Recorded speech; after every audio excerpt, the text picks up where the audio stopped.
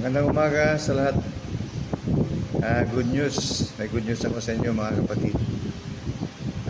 Nanood ako kanina sa news sa programa ni Sir Ted Filon at in-interview si Teddy Lacson, yung NFA administrator. At pupunta na daw dito sa Region 2 at nabanggit din yung Apari. Bibilhin yung mga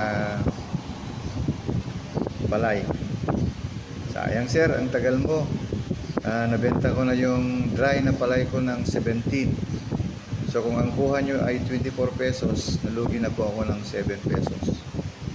Pero okay lang. Sana sa susunod sir, maaga naman kayo kasi walang warehouse po yung mga katulad naming mahirap na magsasaka. At pangalawa, kanino kaya yung mga nakalihira pang bibilhin ng NFA na palay? Galing kaya sa mga magsasaka o sa mga traders? Maraming salamat po.